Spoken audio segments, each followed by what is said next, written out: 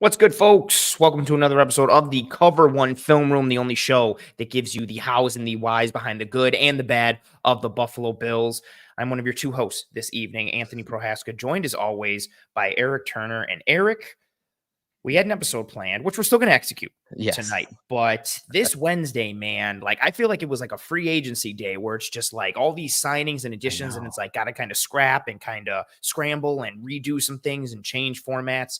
And it wasn't a free agent day, but we had a coaching removal. We had a coaching announcement and hire, different pieces and guys falling into place for the coaching staff, which ironically all happening on the defensive side of the ball. Yes. And we had this defensive episode planned. Very funny how this kind of came together and how this Wednesday went, but it's been a bit of a scramble these last, 4 or 5 hours. But nonetheless, here we are, off-season conversation.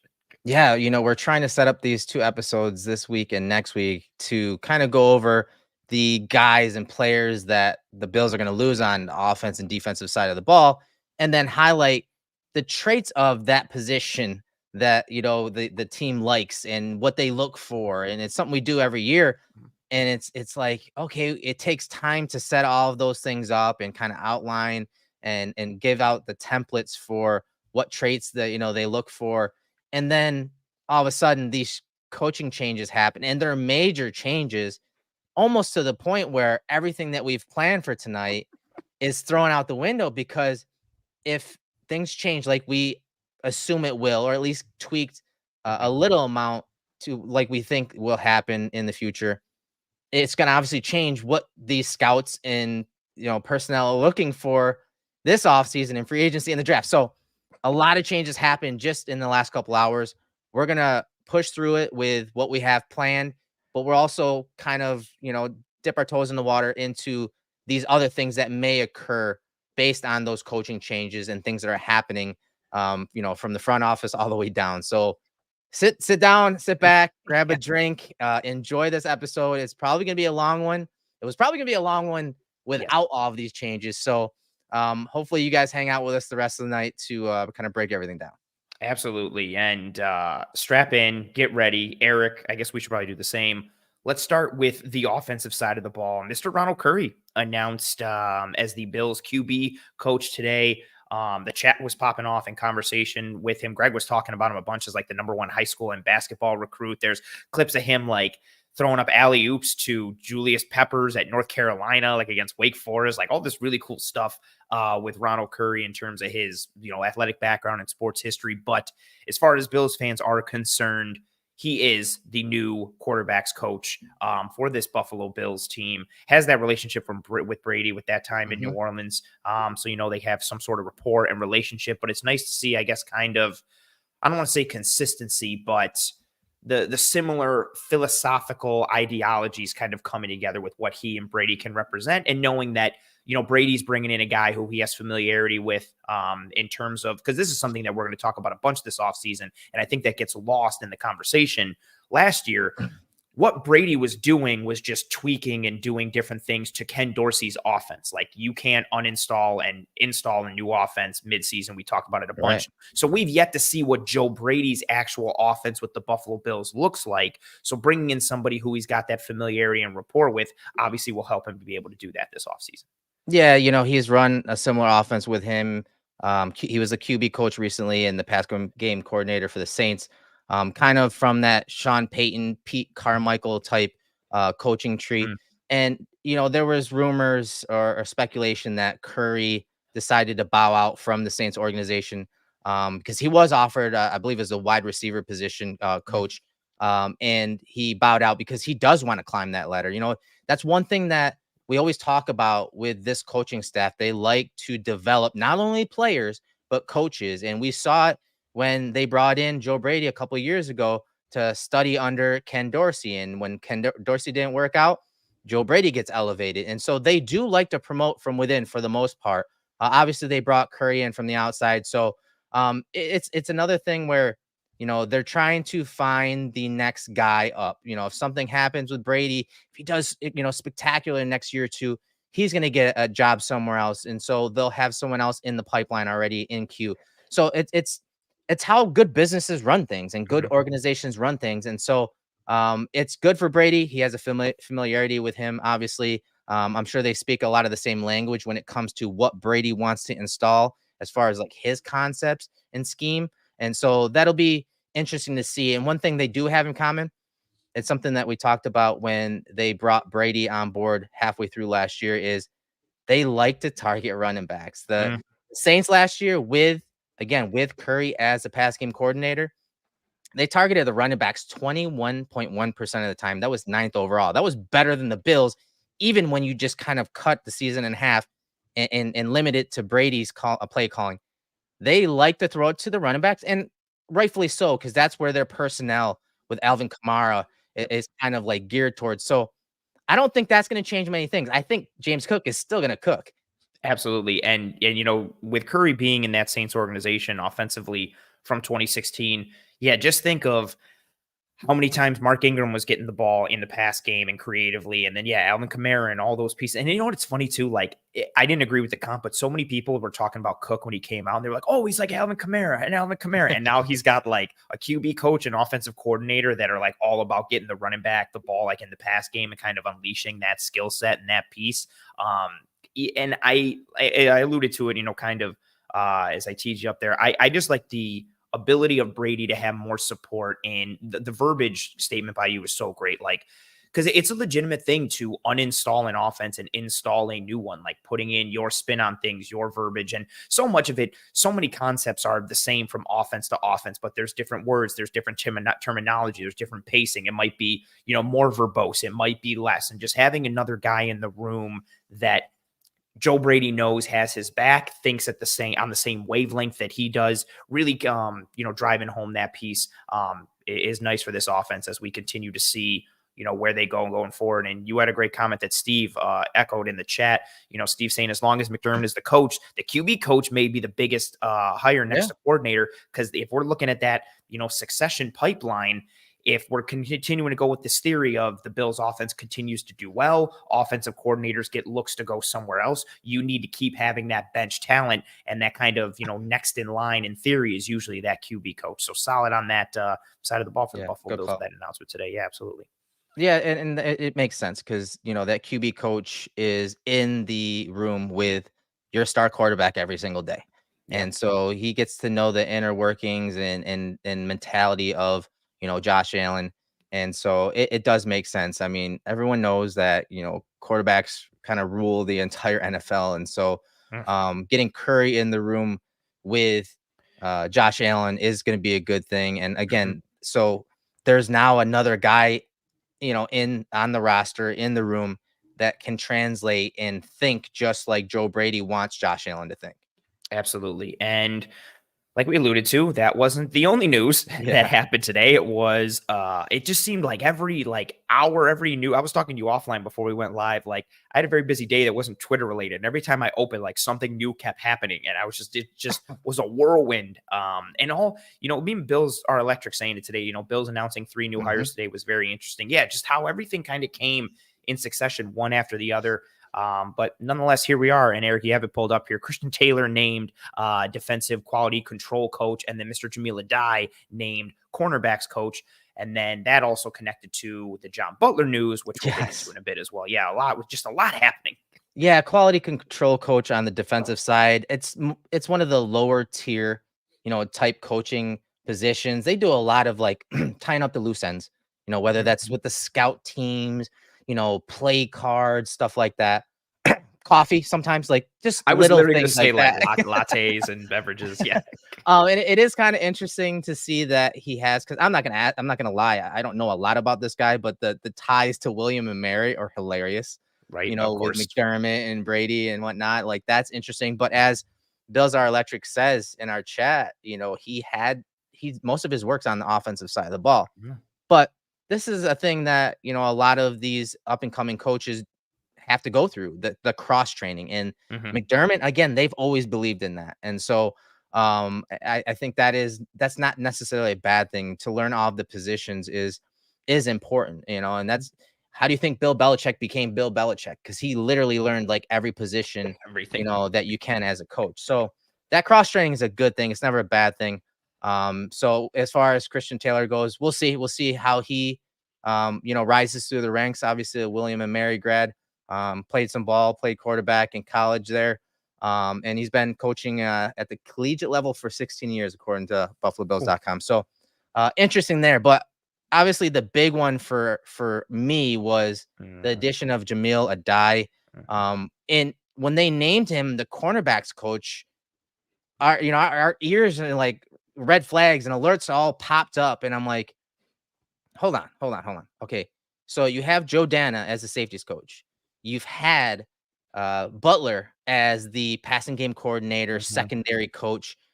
So he obviously works a bunch with the cornerbacks and nickels. And so then you're like, okay, if he's a cornerbacks coach, well, then what hat is Butler going to be wearing? And so, of course, I'm doing research on this guy, Addae. Obviously, he coached at Miami last year, so you have some familiarity with him, right? Oh, so excited. Yeah. I am pumped. I'm pumped. I'll hold my thoughts until it goes to me. Yeah. And so I'm doing my research on him, and I start watching this clinic on what he teaches, his techniques, and like bare bone stuff like stances, and press technique. And I'm like, this clinic is on man coverage. I'm like, hold on. He coached at Minnesota with Marcus West, who's the Bills D-line coach now. He played football with him in Indianapolis with the Colts with Marcus West. And this is like a man coverage clinic. And I'm like listening to all this technique. And one thing that came up is something that we talked about with Kaiir Elam in the last couple of years, 2-hand jams. And then I'm like, hold on. I'm pretty sure John Butler teaches it differently. So then I go and watch the video from the clinic I watched from Butler. And he's like, yeah, we only 2-hand jam in zone.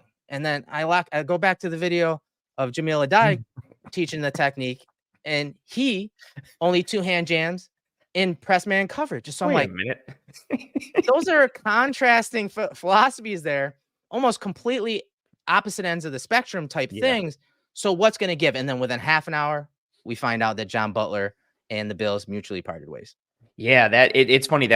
So my first thing was Cam Kinchins is coming to Buffalo and I'm pumped. Yes. That was my immediate thing. Yeah. And that's a good call too. Like you had, we're going to get into that in a bit with some of these videos here, not to kind of spoil anything, but yeah, that was my first thought too. Like the man coverage piece and just how Miami has operated the past couple of years. And even so, he was Miami's DB's coach, secondary coach, however you want to verbalize it, from 2022 and 2023. Year before that, he was with Georgia for 1 year in 2021. So the easy match coverage transition for both of those defenses, then how that plays into what the Bills do. Easy, nice, simple transition. But yeah, from a Miami perspective, that defense is very, nickel based, but they're ends, like their 4-down ends are more hybrid guys. They blitz a lot. They do run a lot of simulateds and creepers, but it is very leverage based, man coverage based. You get a lot of, match coverage when they're in too high, but it's a lot of cover 1, cover 3, and then quarters, and everything is leverage and eyes and spacing. And you get a lot of pre-snap communication from front to back, but especially on the back end, because there are rules and attachments to everything that's happening from a personnel and alignment perspective. And Miami's defense, and for those who don't know, and this isn't just a credit to Addae, it's a credit to defensive coordinator Lance Guidry, who really crushed it this year. But even the year before, when Addae was there under a different coaching staff, Miami's had a very, very, very good defense the past 2 years. They've been held back as a team by the inconsistency on offense and inconsistency with the quarterback. But from a coaching standpoint and a design standpoint, schematically, Miami's defense has been one of the most fun to watch the past couple of years because of how they play on the forefront, how they attack and just bring the aggression. They play fast, they play physical, going forward, sideline to sideline. It meshes well with a lot of the philosophical changes we saw in the Bills defense under Sean McDermott last year that we potentially, from an identity standpoint, maybe think we'll continue to see under Bobby Babich. But just what he brings, again, it's different versus what Butler had, but I'm really excited for it. Yeah, I found some stats on the Hurricanes defense last year, and I put it in a tweet. And I said, don't read into this too much, and I really need to take my own advice here. But the Hurricanes played cover 1, so man coverage, 37% last season with Addae on that staff as a secondary coach, which was not the 9th most among all FBS schools. Now I was like, all right, he was there for 2 years. Let's look at those numbers. Over the last 2 seasons, they played cover 1, 30.5% of the time. That was 10th overall. The Bills last year, play man coverage 15% of the time.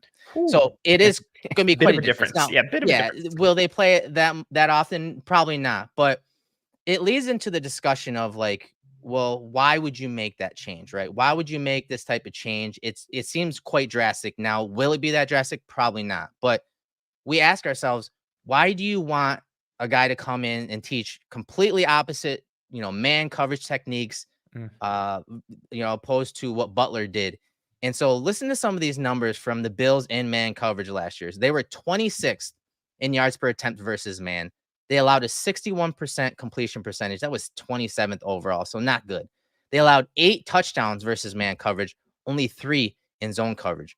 And then in man coverage, they only intercepted 3 passes to 15 interceptions in zone. So when you're as aggressive as Sean McDermott was last year, mm, but you play a lot of zone on the back end of that, you're going to give up some pretty easy passes and then some yards after the catch mm, in a lot of those situations. And so maybe, again, this is my assumption, maybe he did not like the balance of the techniques that Butler was teaching when they did go to man coverage. Obviously, they're very efficient and proficient in zone coverage. That's mhm, been their bread and butter for years. And mhm, Butler is very good at that, mhm, especially when we're talking getting the most out of guys that aren't the most talented, mhm. having them play off coverage, trusting their vision, trusting their eyes, and making plays on the ball, coming up in as a cloud corner, making tackles.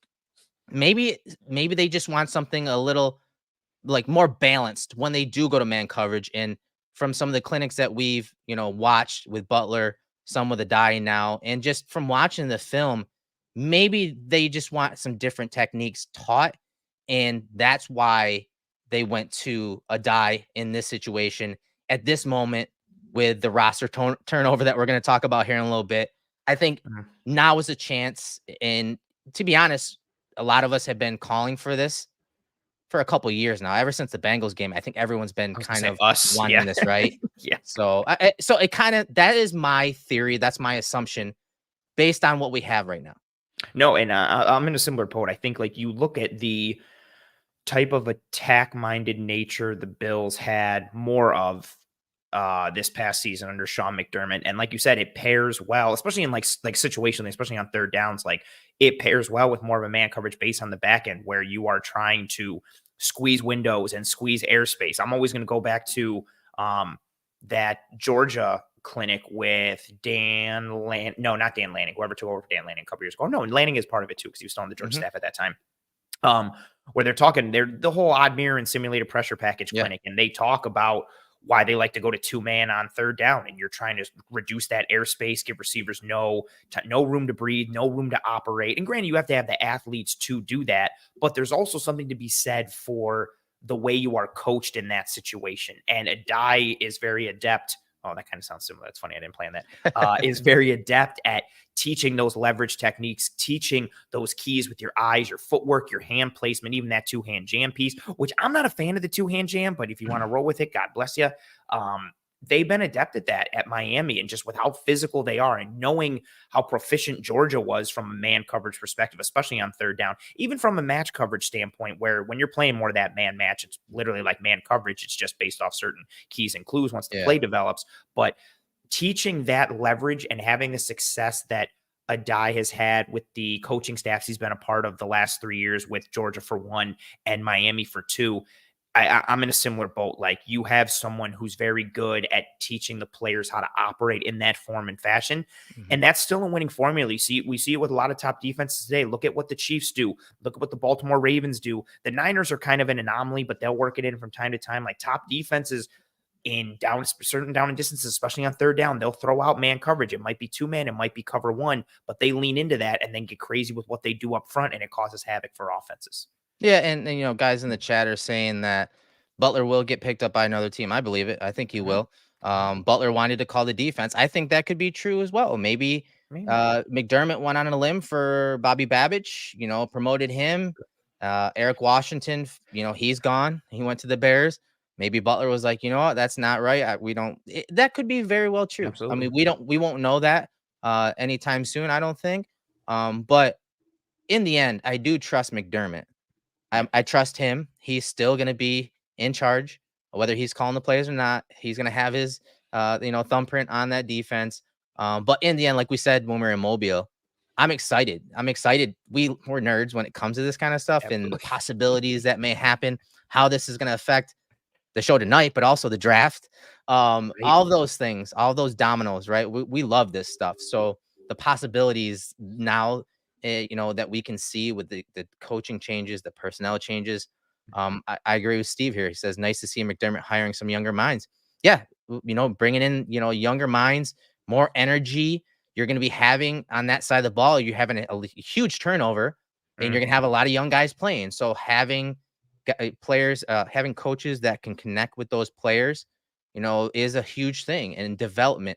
So, and I do think that someone in the chat, Jeffrey, says Elam is the answer. Yeah, right. I think this is a win for Elam. I think it Absolutely. is, because everything that Addae teaches is right up his alley, right? It's totally right up his alley. Man, So it if is. you could put Kyrie Elam into the Miami Hurricane defense the past couple of years, like, man, he might be coming out of the draft as like cornerback number 1 because of how well he would have fit from a skill set and play perspective. Yeah, he's seeing this news, and it's just like, I feel like looking to the heavens and saying thank you. Yeah. So before we move on, I want to play this video real quick of Addae. This is a clinic I was telling you guys about. And it was mainly technique, not necessarily courage, but I'm talking like stances, alignments, just basic stuff like where to align leverage wise, inside shade, outside shade. And then the thing that kind of resonates with me from this clinic is that his most important thing was keys, paying attention to your keys and your eyes. And Yep. John Butler said the same stuff, but again, it's from a different perspective when you're playing with zone eyes versus man eyes. Zone eyes, you're keeping your eyes on the receiver through your peripheral to the quarterback. When you're playing with man eyes, it's like you're locked onto the waistband, and that's what Addae teaches. He tells his corners and DBs to stare at the waistband and watch him. Nothing else. Don't peek at the quarterback at the top of the route.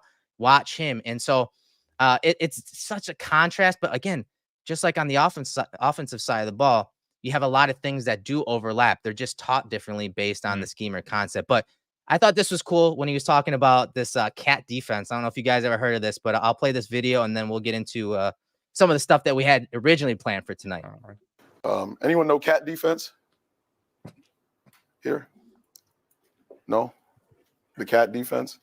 All right. So when I first got into college, I asked my coach, what kind of schemes do we run? And he said, we run the cat defense. And I looked at him just as you guys did, like he had something growing out of his forehead.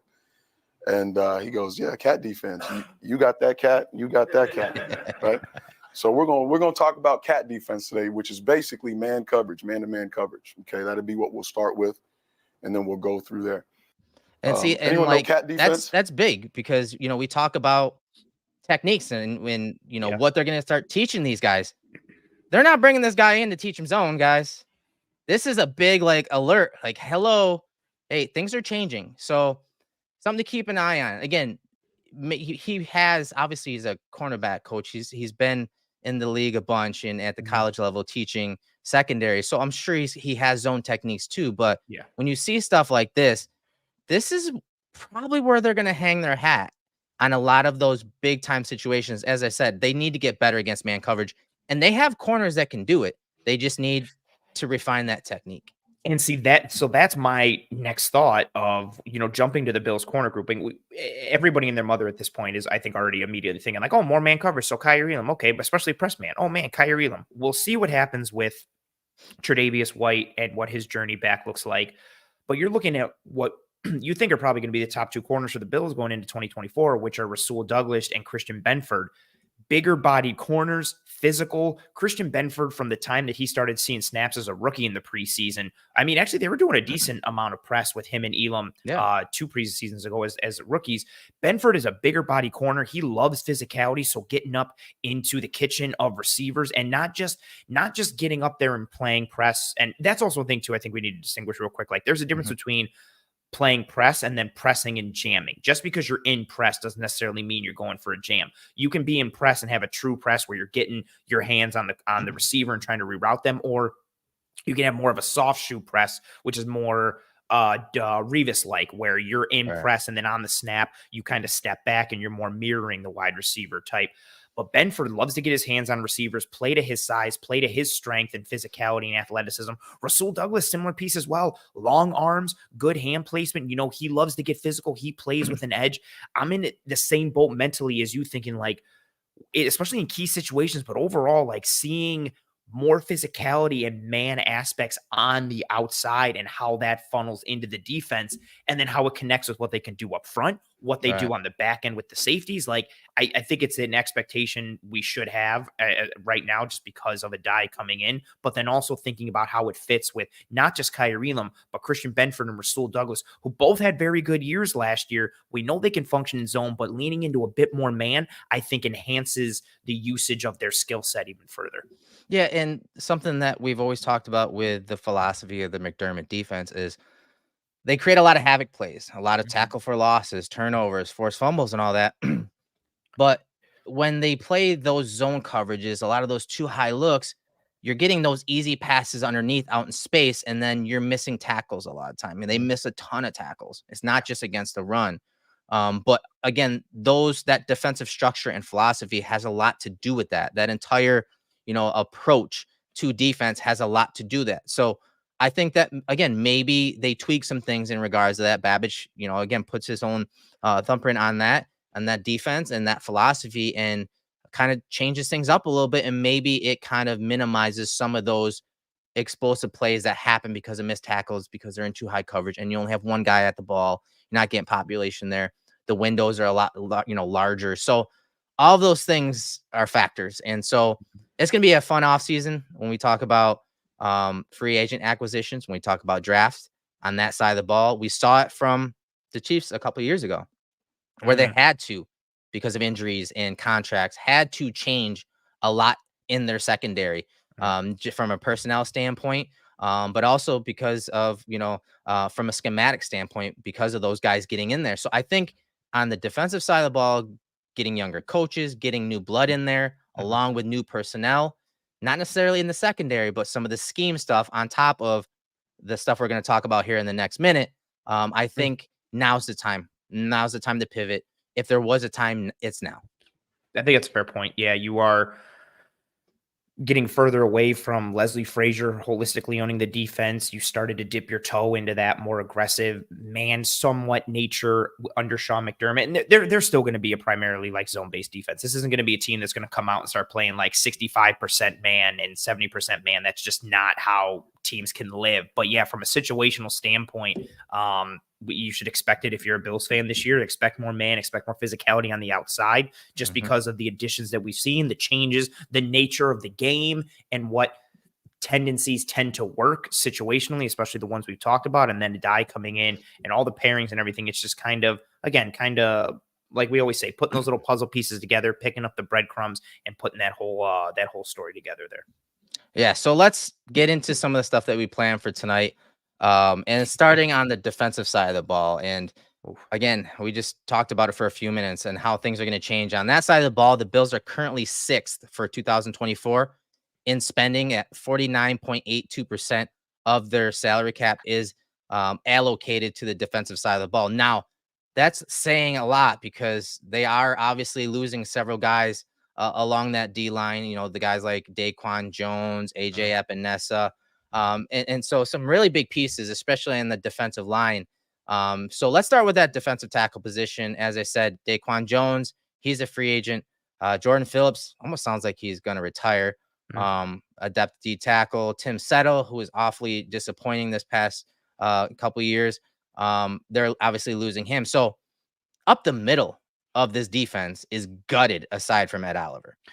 Yeah, if you're looking at the current defensive tackles under contract for 2024, it's Ed Oliver, Ilianku, and then you have Cameron Klein, who's like defensive tackle, but also can be an edge. Yeah, yeah. How even if he somehow gained like 50 pounds and he's going to be a full defensive tackle, it's still not great. Like, you're looking at those three dudes. They also only have 3 edges under contract, but yeah, that interior is, how you're looking at it right now. We know how important rotations are to that Bills defensive line, but on the interior, you need 3 legitimate pieces right now. You need a starter opposite of Ed Oliver, and you need 2 solid rotational dudes. You need a starter to play with Ed, and then you need a solid 3, and you need a solid 4. And that's just like right off the bat before you They're even losing a lot of get snaps. 100%, Yes, right? exactly. And if we go to, so this is holistically for the defensive line across the entire board. So like you mentioned, if Linval Joseph, Daquan Jones, Jordan Phillips, Kendall Vickers, Tim Settle, Leonard Floyd, Shaq Lawson, Poona Ford, AJ Epinesa, that's a loss of 2,863 snaps out of It's crazy. 4,732. It's nuts on the defensive line last year. Percentage wise, they're losing 60.5% of their defensive line snaps right now versus 2023. Wow. They only have 3 edges under contract: Von Miller, Greg Rousseau, and Kingsley Jonathan. Von is a question mark, but I think he will be able to function in a top 4 role on the edge. So if you're looking there, okay, cool. You need another starter to play alongside Groot and another rotation guy. But yeah, that interior is very, very, very scary because it's literally Ed, and then you need 3 bodies. And then aside from all that, you need starter bodies, you need quality depth, you need camp competition bodies, and knowing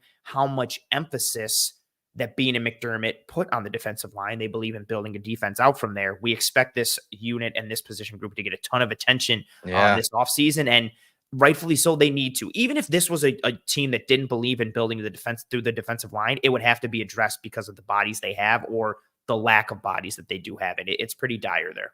And to put it bluntly, the last 2 seasons were awful for these units. Yeah. You know, the Bengals game, obviously Daquan was out and we saw how important he was. Yep. He comes back, he starts playing like an all-pro, then gets hurt, unfortunately. And then those depth players, they were humming. We hyped them up. They were playing pretty well late in the year. And then against the Chiefs, non-existent. They were Ed Oliver had a tremendous year, goes into the Chiefs, and Tooney just has him in hell for the whole game. Yeah. And so you're right, man. If you look at it from the top down, how many snaps they're losing, it's a lot. And you're losing a lot of guys that have, you know, quality reps in this defense. They know the defense. And so I do think that you're talking guys like Settle, Jordan Phillips. When we get to the edge guys like Shaq Lawson, those guys put in a lot of time and effort for this franchise. Yeah. And they knew this defense inside and out. And so you're losing guys. And so when we talk about defensive tackles, you said they need a starting nose tackle like stat. Like that is on paper probably the biggest need. Everyone wants receiver 2 to be it. I'm with you. I want them to draft a wide receiver with a premium pick, but on paper, starting D tackle, you know, I know we haven't hit free agency yet. Right now is the biggest hole in this defense. Do you want Terrell Bernard to have another one of those seasons? If you do, you need to put someone in front of him that can help keep him clean. And so when we talk about nose tackles, guys like Daquan Jones, when you talk about the 3 technique guys like Tim Settle, Jordan Phillips, the depth guys, they like those guys to be positional flexibility. Like they like to have guys that are the size and strength to play nose tackle, but also 3 techs. And that's what Phillips and Settle were. But for nose tackle alone, I want to go over some of those traits that we look for based on all the film we've watched, based on all the data from past measurables when it comes to the draft, free agency. I mean, a couple years ago, I picked out Daquan Jones, you know, right out of the freaking haystack, and they plugged him right in. So this is what I look for. This is what you look for, and I'll let you expand upon it. So one of the first things that you have to see from the nose tackle position in this even front defense, whether they're a nickel or 4D linemen and 3 linebackers, that 4-3 base, they look for quickness. That he's got to be able to get up the field. He's got to get off the ball. That's what, you know, Daquan brought to them, but he also brought that power, that ability to compress a pocket. If you guys remember, we'll break down some of that film here tonight against the Dolphins. He was just driving Eichenberg, the center, into the quarterback. Like, you have to be able to compress the interior depth of the pocket, but also at the same time, stop that run. Yeah, that's a position that man, I love Daquan Jones so much. I honestly hope that I'm sorry, Daquan, no one pays him what he really wants, and he comes back as one of those 1-year contracts that Bean loves to do. That is my wish. He is my number 1 guy to bring back. But as you guys have seen on my timeline, I am looking at other guys just in case, because he deserves to be paid. I hope your market sucks and you have to come back for cheap. No, yeah, absolutely. And, you know, even to kind of put this in perspective for those who hear me shouting about it on the rooftops all the time on Twitter, I would love Cam Kitchens or Tyler Newman to be a Buffalo Bill, and I'd take either of them at pick 28 in the first round. Mhm. My dream scenario right now is Byron Murphy from Texas falling to the Buffalo Bills, because I'm right in that same boat. At Like 28. Yep. yes, that Yeah. interior defensive line spot is so worrisome, and everything that losing Daquan adds to it even more and fits into that conversation, that word that you said, quality. Not only are they losing bodies, they're losing quality bodies at the same time. And Daquan occupied those double teams, and he filled more of that run stuffer role that you need in conjunction with Ed Oliver.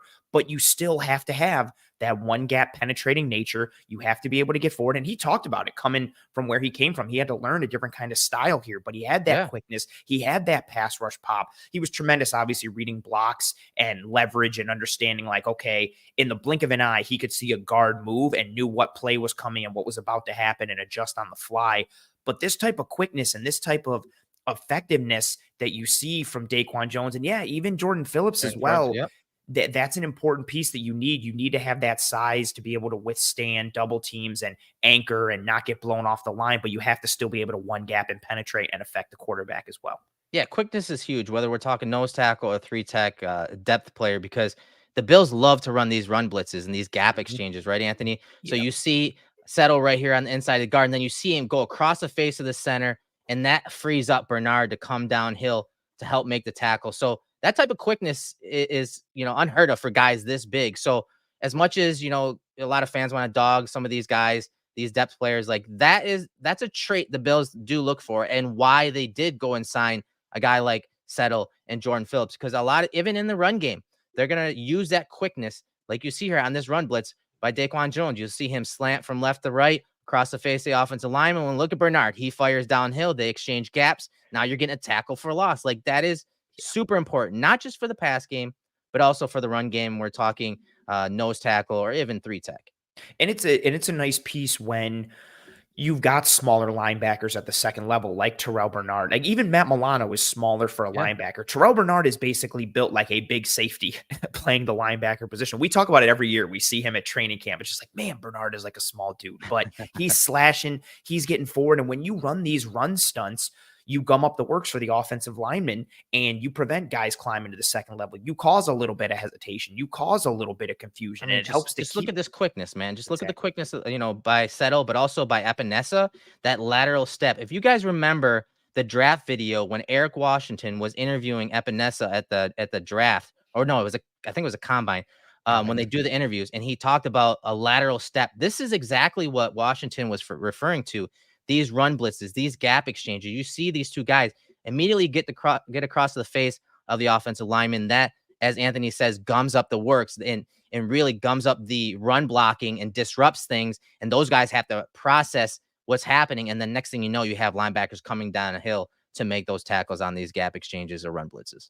Yeah, and it works. Like if you're going against a gap run scheme, all of a sudden someone's getting upfield and getting penetration and causing havoc. Or even against a zone scheme, it's nice too, because the offensive line is building their movement off of what they're seeing in front of them pre-snap. If all of a sudden you change, we talk about it all the time from a coverage perspective, right? Changing the pre to post snap picture. These run blitzes, you can do that on the defensive line, and in the front, you're changing the pre to post snap picture on the offensive line. And look what happens here. They slant, and now you get Matt Milano clean right in the hole on Josh Jacobs. Ed Oliver makes a nice play there too. So exactly to that point, that quickness, that lateral agility, the ability to play on that plane and play with that leverage to be able to get through shoulders and own your gap and leverage your gap, it is very important. And it's something that they hang their hat on as a defense with their starters, but those rotational pieces as well, in addition to having that kind of varied skill set as you get to, defensive tackle 3, defensive tackle 4, you need to be able to do a little bit of everything with how they rotate you in. Yeah, and what they do a lot with their nose tackle is tilt them a little bit, and you'll see how quick Daquan gets into that gap, and he just arm overs that guy, clubs him down to the ground. What does that do? That keeps Bernard free right there. So that quickness, that tilt, that little technique, and stance right there makes it so difficult for the center and right guard to block Daquan Jones. He gets up over them, and he's just disrupting everything over here. And so everything is gummed up, like Anthony says, and then Bernard's there to help make the tackle. That quickness is hugely important for the nose tackle position, but you got to have power too, right, Ant?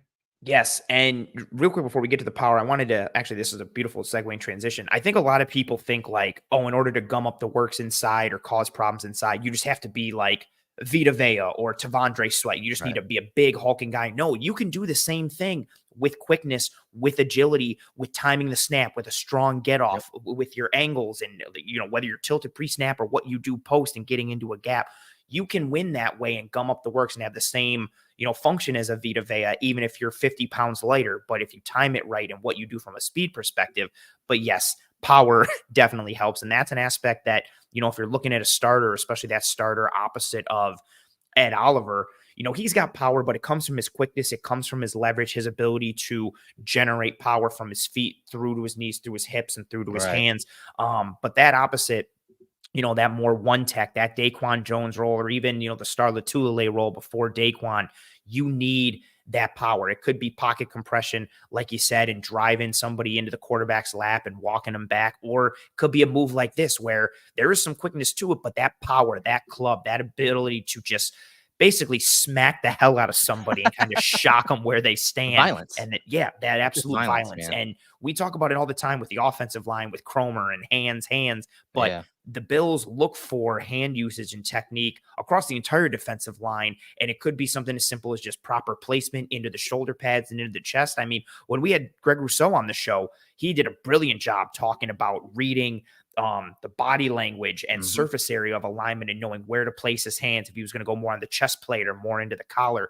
The Bills look for it in free agents and in potential draft prospects, their hand usage and its placement, but also power and pop and how it translates. Yeah, and speaking of power, you saw kind of that speed to power transition with the club from Daquan. Watch this wide alignment from, again, a depth D tackle, and it's something that we're going to talk about a bunch in this episode. Is they need three tech depth. Yes. And they look for that positional flexibility. They look for that quickness, like we're talking about, and the ability to penetrate upfield and be disruptive. But this power element is still a big thing. And you can see Jordan Phillips just wiping out that offensive lineman, making that dude's knees buckle and getting the hit on Baker Mayfield against the Bucks. And it's nearly intercepted on the back end. Yeah, they love, at the end of the day, for as quick and you have to be and as upfield as you have to be on the interior and on the edges as well, which we'll talk about. The Bills and Sean McDermott, and as a team philosophy, they love dudes, like you said, who can just compress the pocket, who can drive somebody into the lap of the quarterback. This was one of the best reps for Phillips all year. Just gets that long arm in, is able to extend and press, but also look at the placement right on the collar of Cody Mock, rookie out of North Dakota State, who we saw at the Senior Bowl last year. Yep. Senior Bowl is awesome. Shout out to Taqueria, Mexico. I miss you tremendously. But it's the placement, it's the power. So you have that size and frame, but you also have the technique along with it. Phillips is a really good example of what they look in that rotational guy, like someone who offers that power and that pocket compression, but still has enough quickness to get penetration and get upfield as a rotational player to play as a complement to your starters like an Ed Oliver and Daquan Jones. Right. So here's another power play. This one from Daquan Jones, the one we were talking about earlier. Oh, I love how this he one. makes the center's knees buckle. He there. makes him look like a baby deer on ice. Yeah, man. Seriously, like baby calf there, Yeah. just totally collapses his lower body, disrupts Tua, gets a hit on him, and that's dropped on from the running back there on the other end. That type of power is needed to go with the quickness of Daquan Jones. Here's another one. He's just, man, he's so much fun to watch. He's been such a pleasure to talk football with, but also watch on film because he does everything right. Very rarely is he bumped out of his gap. Very rarely does he miss an assignment. He's so technical, and you see all that come to light on film. Look at how he plays with power and pop in his hands, and look at how that center who's trying to reach him and who kind of wins in that regard. Look at how he's pushed into the backfield, nearly into the quarterback, but yet Daquan, because of his power, his technique, his hand usage and placement, he's able to recover and make the tackle on the running back. Yeah, when I think the first time we had him on the show, or it might have been the second, he and I alluded to it earlier. He talked about like post snap reading a lineman's leverage and understanding what's going on and knowing like, okay, they're trying to reach me. I know the ball is going over here, so let me work against what they're trying to do and kind of cause problems for them. And he was tremendous at that. I would love for him to come back so bad, just because he ticks every box. Like I think him coming on the show, he had an awesome opportunity to showcase how smart and cerebral he is. Yeah, because you see a dude like that's that physically imposing, that has the power and has the ability to just manhandle someone.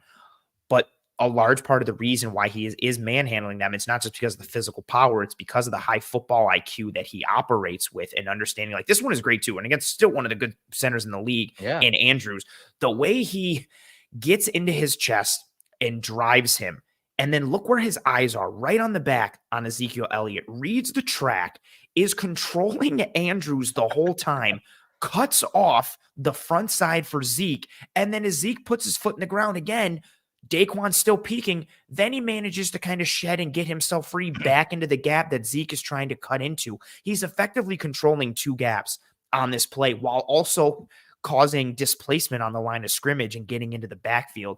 And like, as you have highlighted there, that tilt, that power, that leverage, that's what they need at that position, especially too, because you anticipate, that's that guy that's seeing more double teams. Or if Ed Oliver continues on his trend, maybe Ed Oliver starts to see more double teams. Then you need that one tech to be that guy who's winning with power and quickness consistently, because he's going to get those one-on-ones. Yeah, and we have a question from Booth Magoo. How early are you willing to take a 2-down nose tackle in the draft?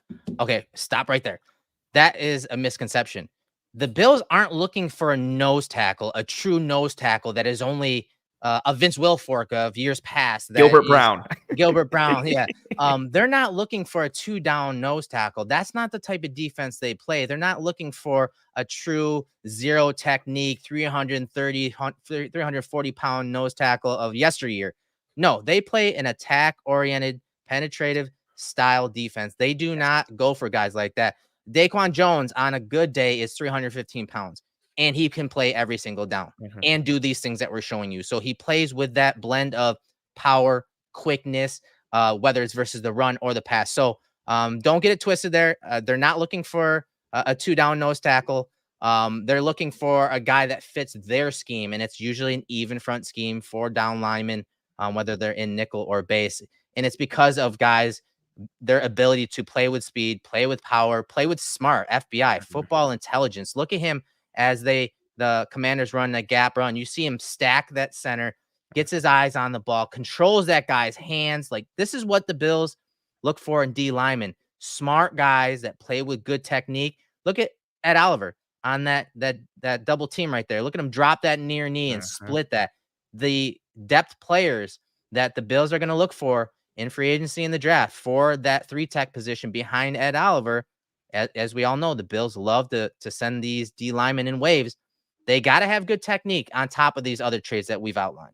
Absolutely. And yeah, you see what Ed's doing there, dropping the knee, did that a ton this year. And the hand usage here from Daquan is really beautiful. Like, you get his inside arm extending and controlling gates.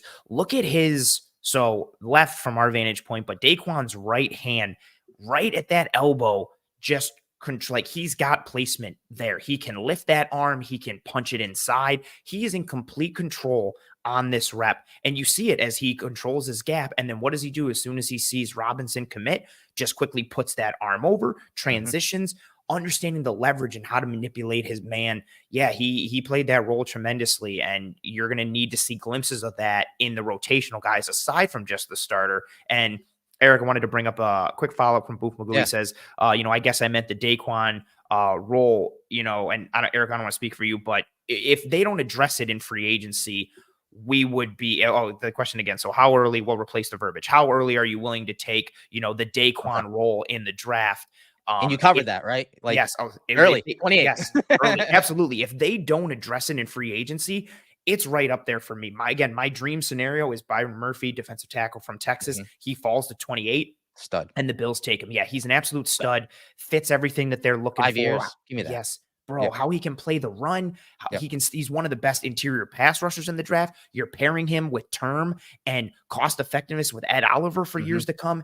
It would break my heart because Cam Kitchens wouldn't be coming. But again, it's the positional need. Yeah, I'm in a similar boat with you. Like, if they have to if they don't address it in free agency and they're still looking to address that role, the earlier the better in the draft for me. Yeah, especially if you're talking like blue chip type players. Yes. Yeah, we were kind of disappointed not to see Murphy down at the Senior Bowl. They announced it like the day before that he's God, not going to oh, participate. that We were night, so like that stoked. night, it was like 7 or 8 o'clock at night, the night before on Yeah. that Monday. I was ready. I have a video teed up, already done, ready to hit publish. And then we find out the day before he's not going to be participating. That was a bummer. But I'm with you. If he's there, he's definitely going to be one of the top players on your board if he's Yes. there at 28. So without a doubt. And then Booth adds, I want a Lee McNeil type player. I love Oh him my coming God. out. And now obviously he was not taken as high as Murphy. We expect Murphy to go, but they do need that type of guy in the middle of their defense, especially as you said, with Ed Oliver's contract, having a cost-controlled ally next to him to eat up some of those blocks. And that's what Daquan did. He would Yes. eat up a lot of double teams, but he was still one of the best players against the run and the pass. He was so efficient. And you can see they're doing that combination block on him as that tilted nose, and they're not able to move him. You get Bernard to come down, so the guard has to pull off, and then everyone just playing downhill, gap integrity, really good gap integrity. Everyone gets off the blocks. They make the tackle on Elliott. That's exactly what the Bills need when we're talking the nose tackle position. So now let's get into some of the depth stuff. We saw some reps from Jordan Phillips. We saw some from Settle. But that positional flexibility is a huge, huge thing they look for. I'd say even on the offensive line. Like that's something that Cromer preaches. It's something that Washington and McDermott believe in because you can do things like this with a big guy like Jordan Phillips. Put him in an odd front, and then you're just driving that guy with power right into the quarterback's lap. Yeah, Jordan Phillips really was like the size, the power, the frame, the quickness, Good the jump. Yeah. hand. He always would Yes. time the snaps pretty good, almost too good, and then I get, was gonna say, yeah. called for penalties. Yeah, like multiple offsides in one game over and over again. But comes with the comes with the territory when Yeah. you play like that. He really was the perfect rotational guy for this defense. His biggest thing was he just could never stay healthy. Like he was just consistently getting banged up. Like the only thing consistent about his health was that his health was inconsistent. He was going to get hurt.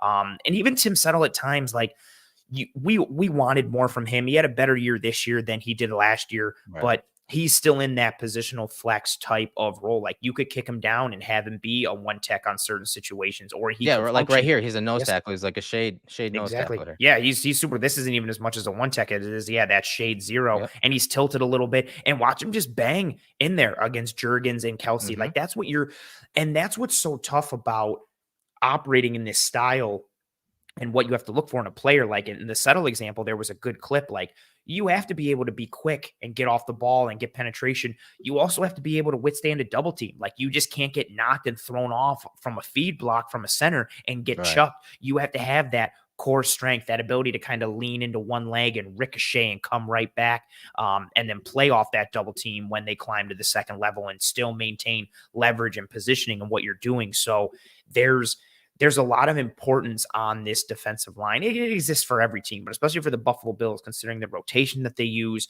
the type of coverages they like to play on the back end. And, we loved how much they blitzed and what they did last year and how they started to tweak some things up there. But at the end of the day, if you can control the line of scrimmage with your defensive linemen in the pass and against the run and rely on your back seven to just play coverage, that's a tremendously winning formula in today's NFL because you always have the numbers advantage against the pass. And I don't know if anybody knows this, but it kind of is a passing league still, even though the run's coming back a little bit. So having those guys, and I think that's actually a quick little point too, like you need guys up front to affect the pass, but also affect the run. Like how many bodies you have to commit to the box determines, even though it is a passing league, how you fit the run determines the coverages that you play on the back end. And if you consistently have to have another man in the box or walk a safety down pre-snap or commit them post, that changes what you're able to do on the back end. And that's related to how your front plays up front, how varied, versatile, and effective they are with speed and power. All right, so let's move on to the edge position. As you said, we expect Von Miller to at least be a lot closer to 100% than what he played at this past year. Obviously, Rousseau has a big year headed for him. Going into that contract area of his career. So rotational edge, it's something that we paid attention to when we we're down at the Senior Bowl. Something this offseason we're gonna have to start scouting those guys, whether we're talking free agency or the draft. Yeah.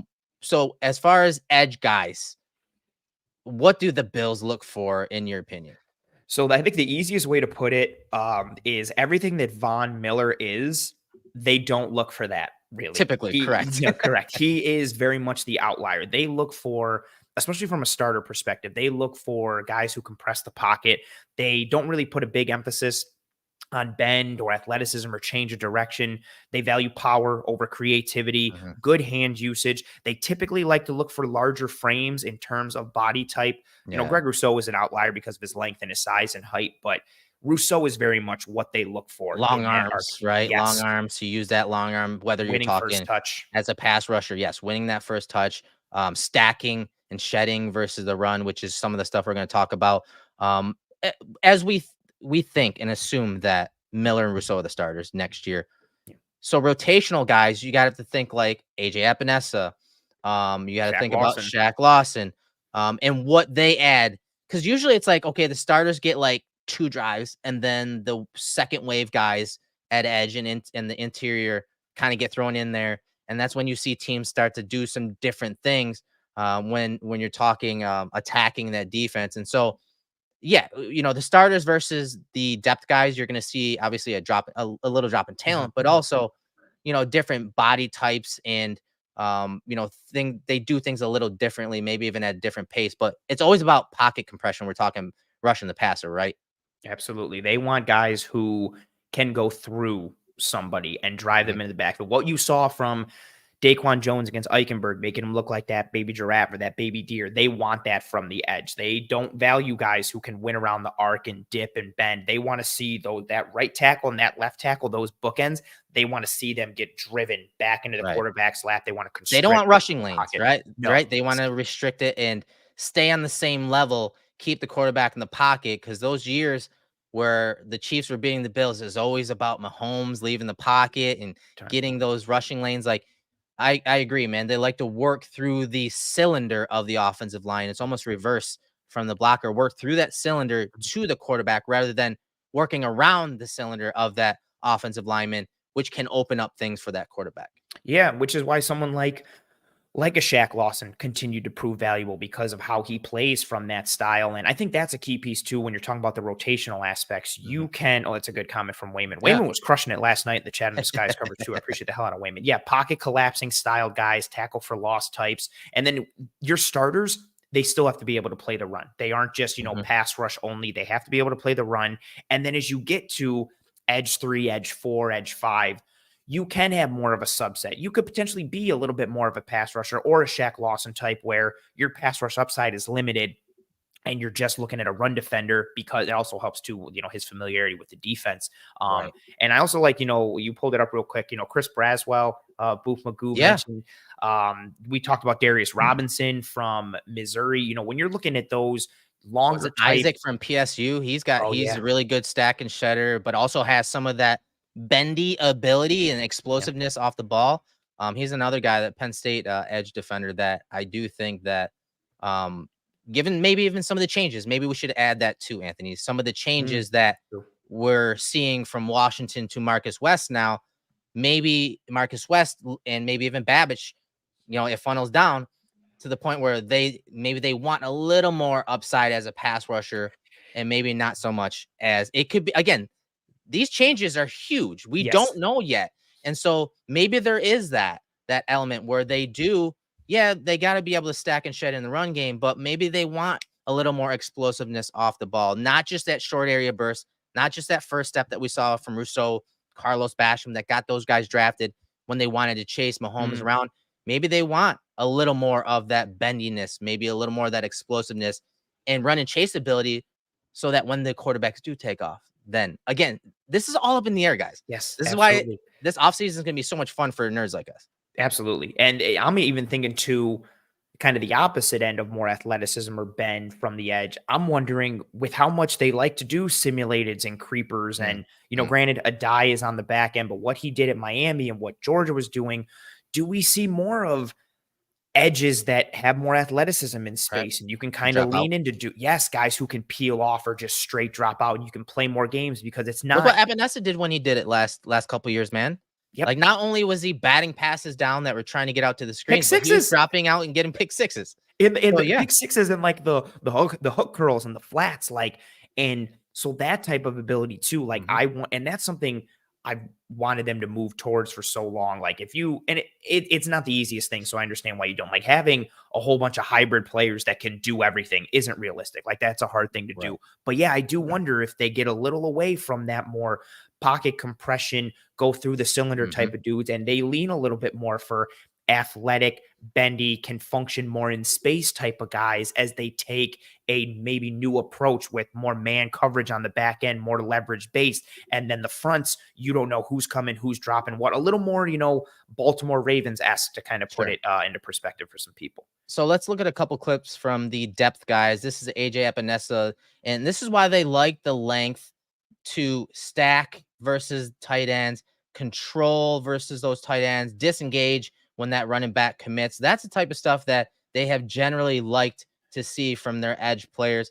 Here's one with the DN and the six tech, and that's head up over the tight end right there. And this is part of their base defense. And you see Epinesa take that tight end and wash him down, and he's right there at the tackle point against the Broncos. These are the type of things that they have typically liked at defensive end. And even if they do go for some more of that explosiveness, some of that bendiness, some of that athleticism, these guys, just based on the even front they play, these guys still have to have these skills and traits when it comes to stopping the run, when it comes to stacking offensive linemen and tight ends. Yes, absolutely. They're going to have to play the run the same way, attack tight ends the same way. Oh, really love that This hand rep is usage. crazy. Yeah. Yeah. Just even Epinesa on the back end too, that the hands and the stack and shed, that ability there, like what he does.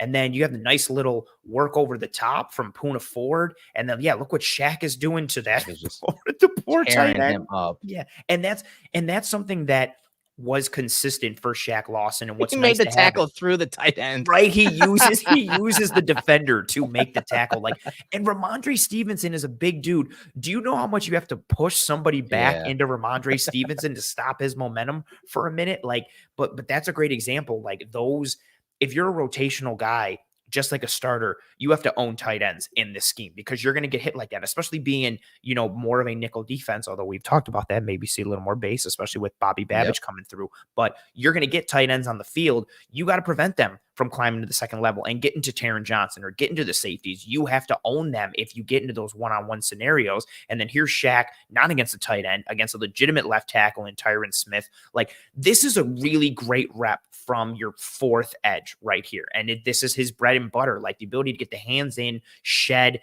and then make the play on Pollard. He shuts this play down completely by himself. And that is from a rotational guy, a depth guy, and he's not the sexiest when it comes to pass pro, but he fulfills a role and he fulfills a niche. And that's something the Bills look for as well. You don't have to necessarily be like they are on the defensive line or on the interior where defensive tackle 3 and 4 need to be a little bit of a mix of everything. The edge 3, edge 4, or edge 5 can be a little more siloed based on role and skill set and niche. Like we saw with Shaq Lawson, who even when he won in the past, it was because he was still going through the cylinder, like he said, or he was just compressing. Like he wasn't some bendy dude off the edge. He basically still played run defense while he was rushing the quarterback. Right. No, that's a great point, man. And so those edge guys, again, edge, D tackle, quickness is going to be across the board a thing that even with these changes, they look for power, positional flexibility. When it comes to the run, hand usage it's critical. And a lot of times that's why they like those longer guys, whether they're D tackles or DNs, being able to win first touch in the run in the pass game, stack guys, shed them, displace them, and make tackles in the backfield. As I think it was Wayman that said that in the chat. So those are the main traits and skills that the Bills look for along the D line. It's gonna be a lot of turnover, man. It's gonna be a lot of turnover at those positions, and a lot of snaps up in the air, and they're gonna have to fill it through free agency, bargain basement type deals, and obviously through the draft. And so hopefully Bean and his scouts can work that magic because there's a lot of reps to replace. And this is probably a little unfortunate too for fans, which I know everyone's going to be upset at because they're going to have to go a little more bargain based in free agency. Expect more like 1 and 2 year deals on the defensive line, which means we're probably having a similar conversation like this next offseason or the offseason after. Like this isn't, unless they hit on, and this would make everybody's minds explode, unless they go defensive line, like first round, second round, third round and hit on all of them. this is going to be a position group that's going to need consistent churning, next offseason, the offseason after, just based on where they are from a bodies perspective, a cap number perspective, and what those contracts are going to look like. Again, you're not, getting quality at like a 1 or 2 year deal necessarily. Leonard Floyd was awesome that he was able to trickle through. What a find. Tremendous find. And especially at that point in the offseason. But there will be guys like that, right? Yeah. There'll be guys like that late in that final wave of free agents, guys that are getting cut loose after the draft, after the free agency, that are looking for one more deal on a championship contender.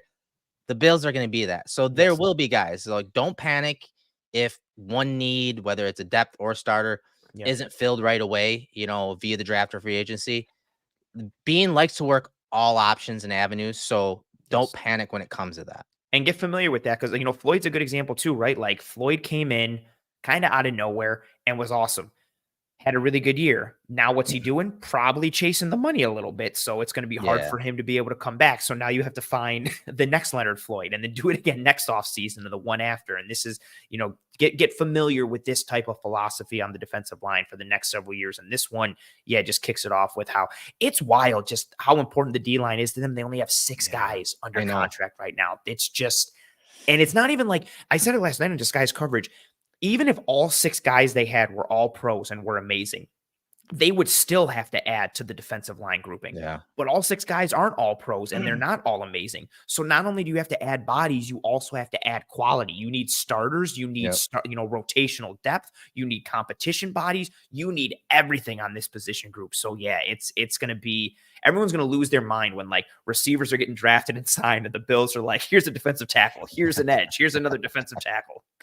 Yeah, it's there's a lot of work to do for that front office at One Bills Drive. And one final question, Jeffrey asked, do we have any film on Jonathan? We don't, but if you go to our timelines on Twitter, there's plenty of film on Jonathan.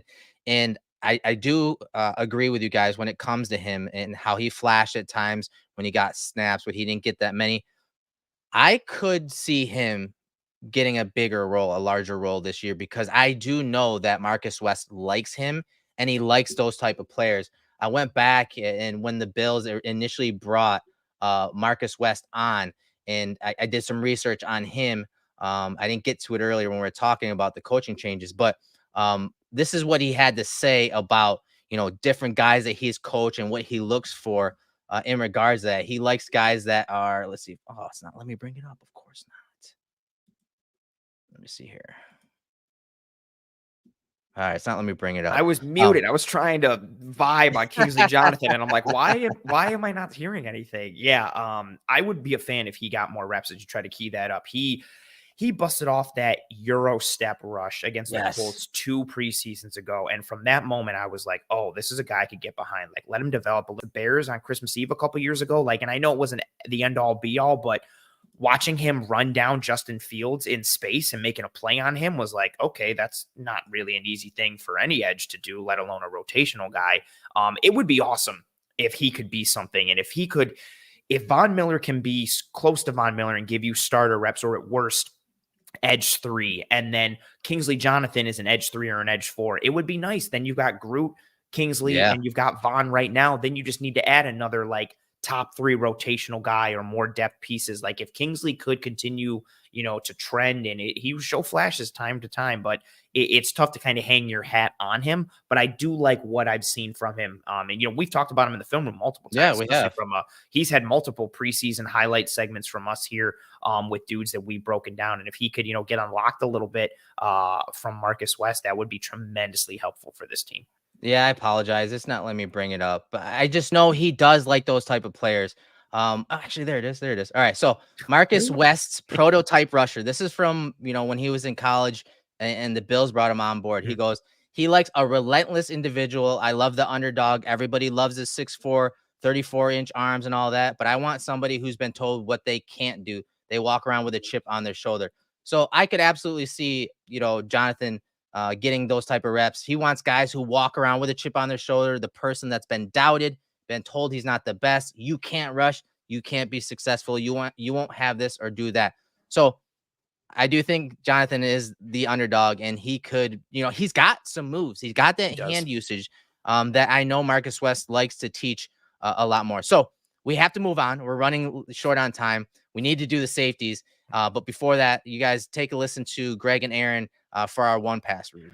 Many people ask us the best way to support us here at Cover One, and that is to sign up to become a Cover One Pass member. That contribution helps give us the access to all the data and information we use to create the content that you love.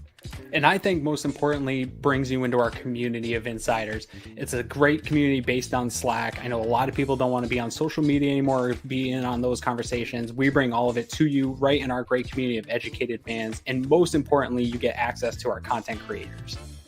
Even better than that, everybody loves merch. You get awesome t-shirts, a cool decal, and a letter from the Cover One team signed directly to you. All for $60. That gets you the entire season, next year's free agency and draft. $60. Click the link in the description. Cover One Insider. Become one today. Yeah, guys, we wouldn't be able to do any of this without you guys. The memberships, the telestrator, the statistics that we're spitting every week in here. Like it really is the driving force. You guys are the driving force behind this film room, behind our community, our Slack community. When you become an insider. So please, if you are able to support us, support the cause, and support all the creators at Cover One. We have so many different creators, writers, podcasters, analytics guys, video guys. Like, we have some big things brewing on the back end here. We're pivoting, and I just stay tuned, guys, and stay tuned with us, and stay tuned tonight, because we're gonna move forward. We're gonna go to the safeties. Obviously, Hyde, Poyer, guys that have been foundational pieces in this defense. Hyde obviously is moving on. Poyer, we'll see. Right now, I assume he's coming back, but with these coaching changes that happen, as we said, maybe it's a pivot point, maybe it's time. We could see them completely change the safety room with their personnel, but also schematically. Yeah, and not to kind of further the notion on Poyer, but if they do cut him, they could save $5.5 million with a dead cap hit of only 2. So that is potentially a possibility. You and I say this every offseason. I don't love the idea of creating a hole that you then have to fill right away, but I do understand it to a degree. It's such a, I feel like Hyde and Poyer kind of winding down a little bit is almost like, it feels like the end of an era, like with this Bills defense. And we've said it so much on this show. Jordan Poyer, Micah Hyde, this Bills defense were very much at the forefront of, removing the free and the strong label from the safety positions. They became, right? Yes. Everybody loves to say like, oh, positionless football and the safety, but no, it's really more interchangeability. You had 2 safeties that could play the apex, could cover the flats, could be your buzz safety and single high looks, and then also could do anything in cover 2 and split field looks. They can match in cover 4 and quarters. They can function as the, single high in cover 1 and go sideline to sideline and all these things. And yes, Micah Hyde had a skill set that leaned a little more towards free, and Poyer had a skill set that leaned a little more towards strong. But both were so interchangeable in terms of what they could do. And they were really, a huge part of why this Bills defense and Bills team ascended. They were at the forefront of this defensive movement in modern football, and they made a huge whole changing difference. culture. Absolutely. Too, right? The on the field and off the field. It's a whole nother conversation, right? They really set the tone for this entire rebuild. And they're crucial to this entire turnaround. And I looked up some of Poyer's stats, and since 2017, overall, among all safeties, 3rd in tackles, 6th in forced fumbles, 5th in fumbles recovered, 4th in interceptions, 22 interceptions, dude. Most people think Hyde is, again, that post safety that's making all the turnovers and is more of the cover guy. Dude, Poyer crushed him when you're looking at interception. He's 4th overall. 11 sacks, which is something he did a lot more of, this year and last year, coming up and run blitzes and stuff like, or blitzes on the back end, from the back end. Had 11 sacks, and then 48 passes defense. That was 6th overall among all safeties since 2017. So much like Hyde, Poyer also filled the stat box, very interchangeable. And so when we talk about things of like, hey, what do the Bills typically look for? It usually starts with that interchangeability. It usually starts with, football intelligence. It starts off with like, hey, being smart players. And that's why they typically look for guys that have played corner. guys like Mm, Hyde, mm. guys like Poyer, because they, again, typically, who knows what they do going forward. Maybe these skills and traits change, but they like guys that can read route concepts and they trust their eyes, whether it's zone and man, they trust their eyes and they jump it. And that's why you see so many plays on the ball by the Bills safeties over the years. And when they run those 2 high looks, whether it cover 2 or quarters, got to be able to come up and make tackles or make tackles from depth and take good angles. But I'd say one of the biggest things that we have seen from Hyde and Poyer on the defensive side of the ball over the years has been their mental toughness. Yes, their leadership and their foundational traits to this culture, but the mental toughness to make a play in a big moment, a big hit, an emotional play on the ball, and a big stop, like that was something that the Bills have needed for many years on that side of the ball, on top of the leadership. And Hyde and Poyer, they brought it to this organization. Yeah, really hit the ground running. I think of like Micah Hyde's interception in 2017 against the Falcons, like to kind of seal that game in a season nobody expected. Yeah. Like from the Bills, that they ended up breaking the drought and beat an Atlanta team in Atlanta that everybody was like, what the hell? The Falcons lost to the Bills? Like, Right. Hyde's interception on Mac Jones in the wild card against the Patriots. Even, let's pull a recent example. If the Bills win that game against Kansas City, Jordan Poyer running down Pacheco and then forcing the fumble at the goal line. and at the goal line Crazy. becomes a huge legendary play in Bills lore. And so much has, been put on their shoulders on and off the field. Like you said, the leadership off the field, the leadership on the field, the checks, the adjustments, the versatility, the interchangeability, having to function in a multitude of coverages against a multitude of body types and skill sets, tight ends, slot receivers, X's, Z's, and then having to fit the run from depth. That is my number one thing. Anytime I look at kind of like this, right?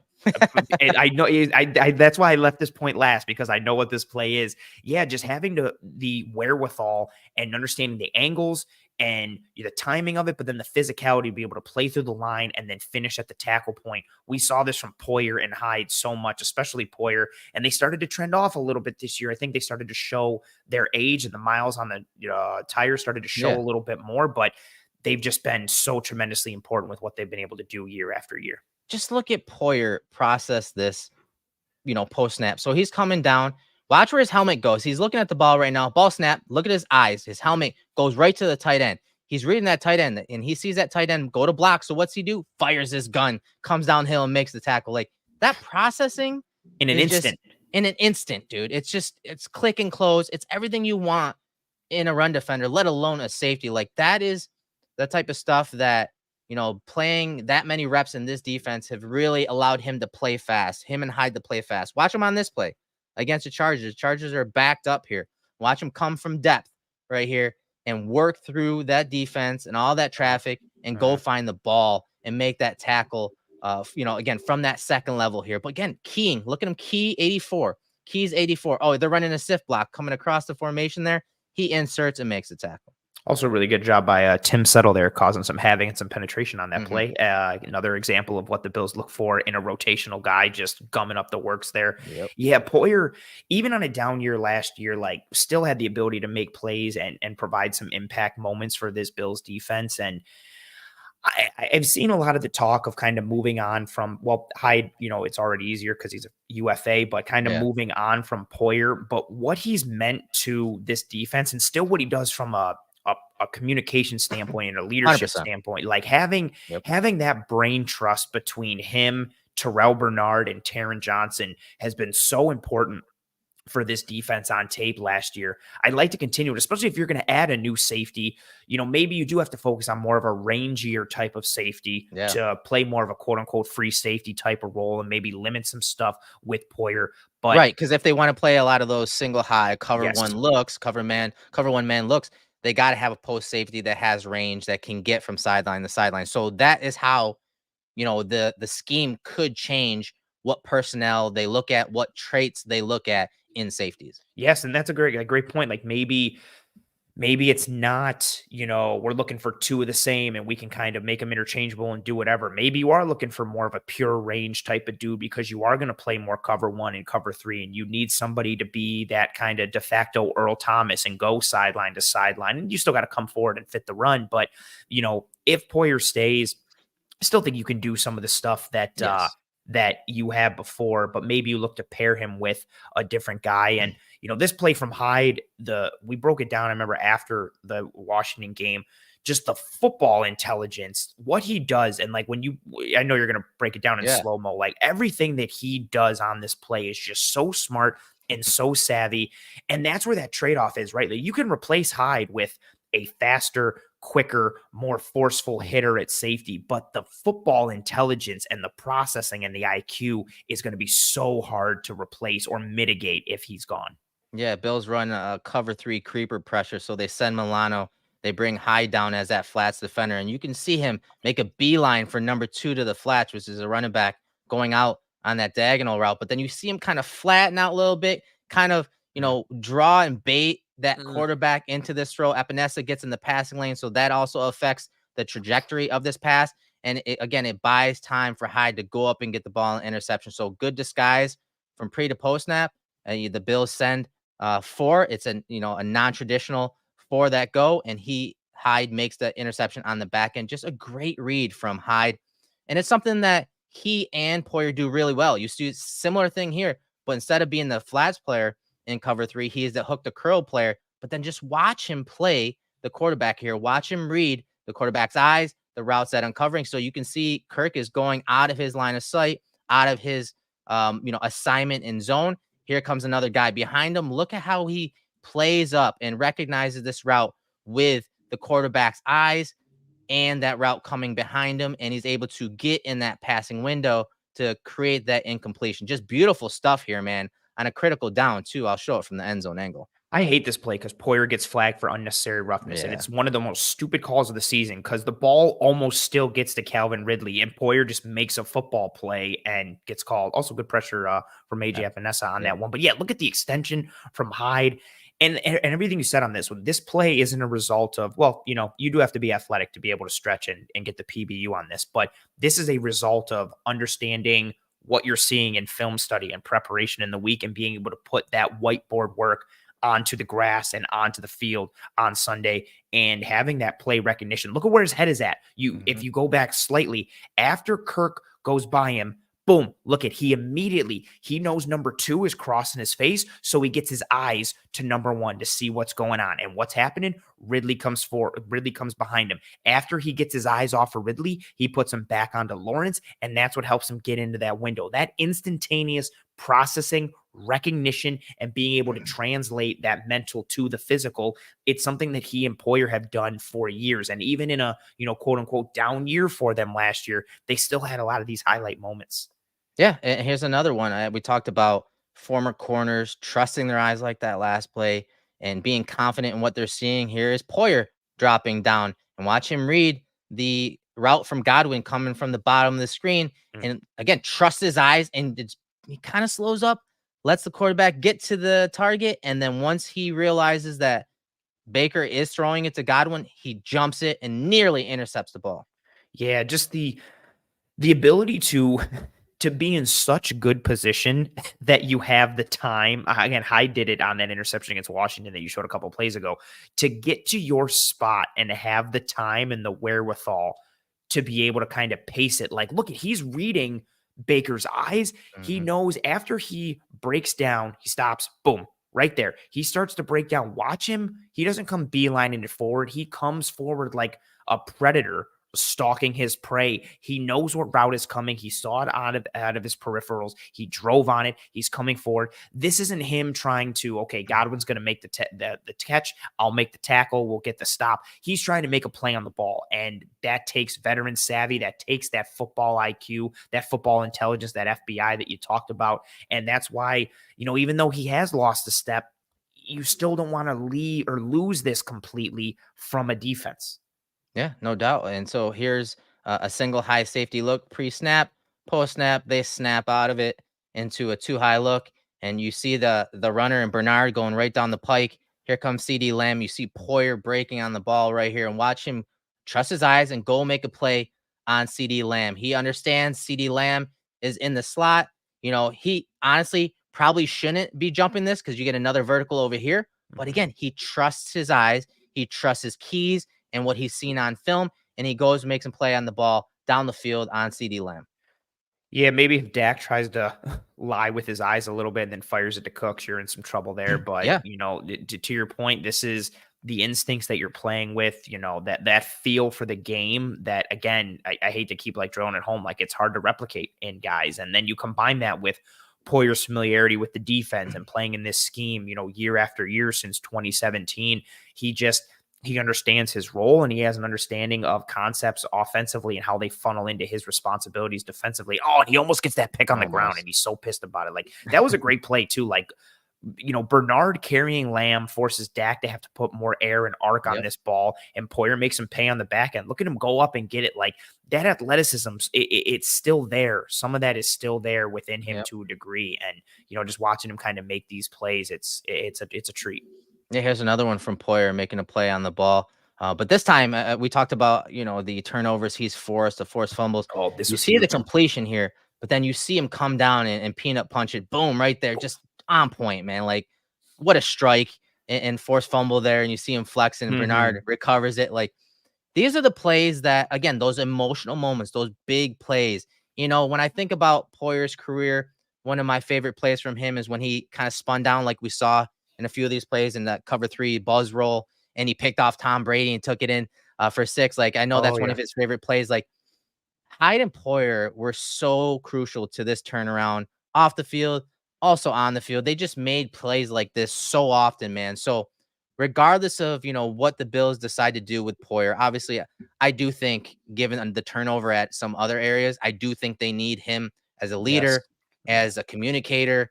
Obviously Bernard will still be there as that communicator in that hub as well, but on the back end with a semi-tweaked scheme, I do think they need to bring Poyer back, especially if they're going to insert a young safety back there, which I assume they will.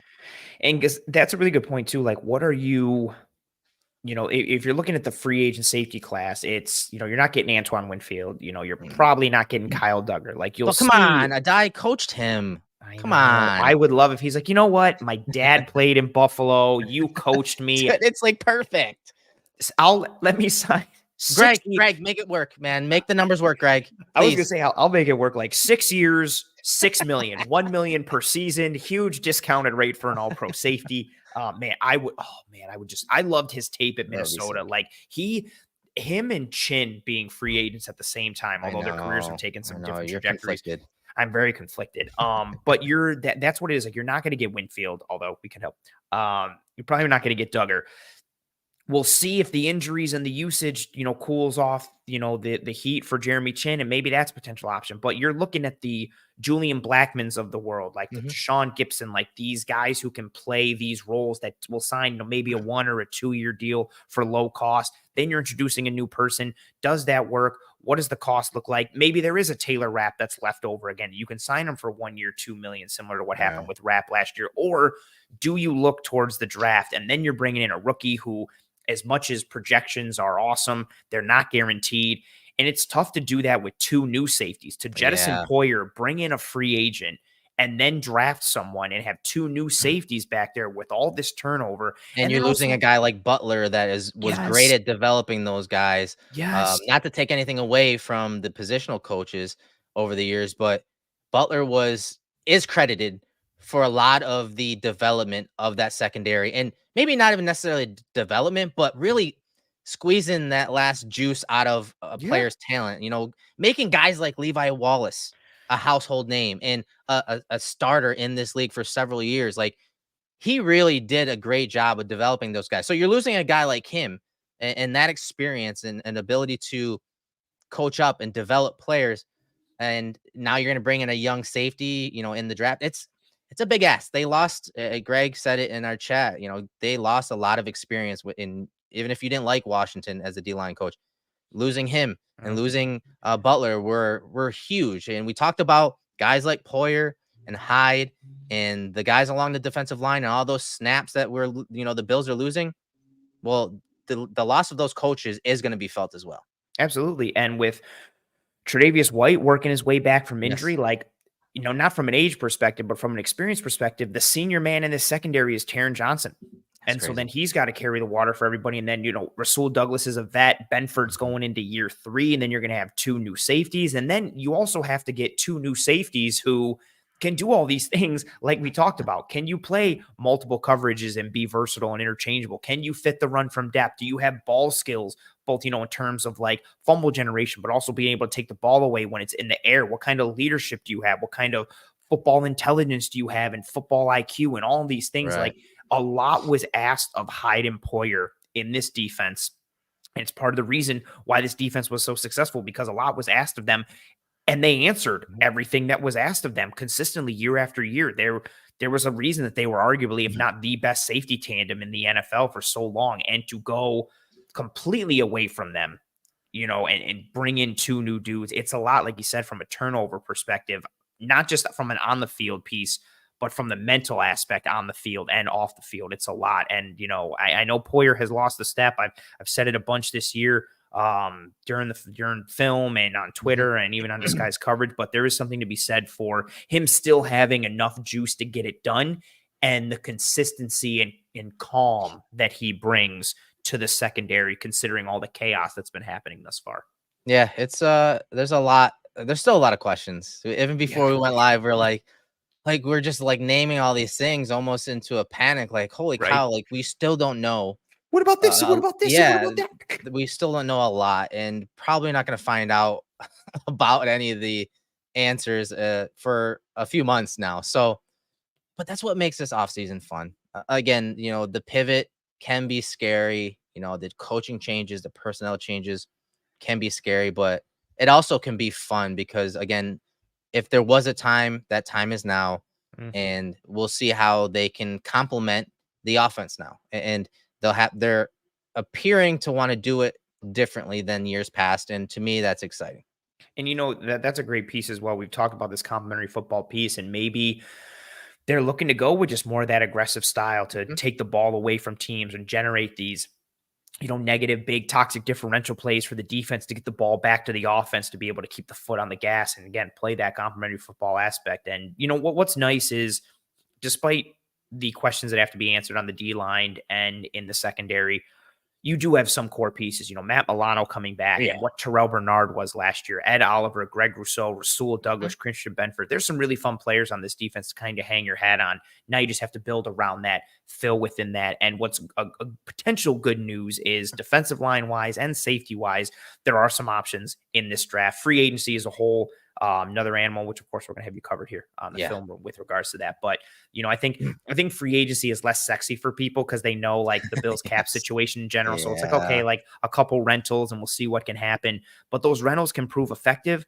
And again, in the draft, there are answers to these problems that the Bills have right now, quote unquote problems. And they're fun. Like, there's some really fun safeties, some really fun defensive linemen on the edge and on the interior. And we'll have you cover every single step of the way with showing you who those players are in free agency, in the draft, both pre-draft and pre-free agency, post-signing and post-drafting. We'll have you covered here for the entire offseason, every single step of the way. Yeah, speaking of offseason, just some house cleaning stuff. If you guys aren't subscribers to the Cover One College Football channel, please make sure to get over to that YouTube channel and subscribe. A lot of our draft breakdowns, I'm doing film rooms over there. As I said earlier, I have a couple, queued up already. Draft Weekly podcast with John and Daniel. We got to spend some time down with them in Mobile and listen to some of their evaluation philosophies and stuff like that. They do their podcast every week. So make sure to tune into that channel as well. It's part of the Cover One Sports Network as well. Just a separate channel for our college and draft content. And then for next week, we're going to flip the script. We're going to go to the offensive side of the ball. Not as many wholesale changes when you're talking personnel, but there are some areas they can augment to make the offense more explosive. And some areas that I think you guys are going to enjoy us breaking down. So we're going to do the same type of thing on the offensive side of the ball, but again, just not as many glaring holes. Maybe even talk some more scheme stuff when we're talking, Joe Brady, Ronald Curry coming in as a coach. We can, kind of dive into some of the X's O's there with another week under our belt of film that we can watch. Yeah, and hopefully the Bills don't change like 3 coaches on the I know, offensive right? staff next week. And not only like even if it would have happened yesterday or Monday, but like on Wednesday, and not even Wednesday morning, like Wednesday afternoon, like just man, like the immediate pivot that we had to hit was just, yeah, so funny. But yeah, that offensive conversation is going to be fun because I think, you know, and I talked about some of it on Disguise coverage last night. I think there's a lot of just general, oh, Bills need a wide receiver. Oh, like Bills need speed. They need specific roles and skill sets for those wide receiver positions. And we're going to break that down for you next week's episode of the Film Room with, of course, film, because we show our work here. That's my favorite phrase. One of my favorite phrases from you. Yeah, the whole show your work thing. Yeah. And then this episode and next week's episode really set the table.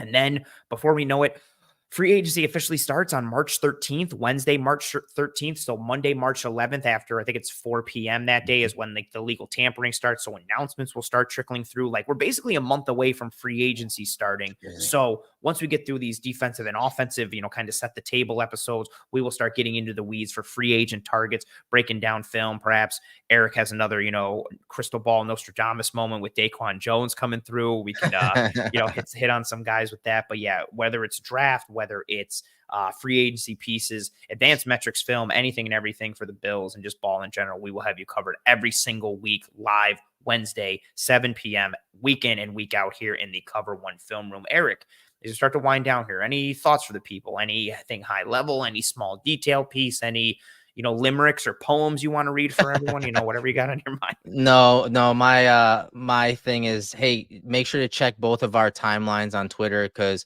we're both hammering out draft stuff. We're both hammering out film from free agents. Some of the stuff we talked about tonight. I posted several D tackle and edge free agents that the Bills could target in the tiers that they can afford. So get to both of our timelines to take a look at some of that film, some of those scouting reports on those guys as we move forward. I always get like, I'm so like, my timeline reflects it. Like I'll be like watching like somebody college wise. And then I'm like earlier today, and I didn't post anything for him, but I was watching Cole Bishop and Sion Vaki from Utah. And then I was like, I wonder what Julian Blackmon looked like last year for the Colts. So then I stopped doing that and I pulled up some Colts film. He came from the same school too, because didn't Blackmon go to Utah?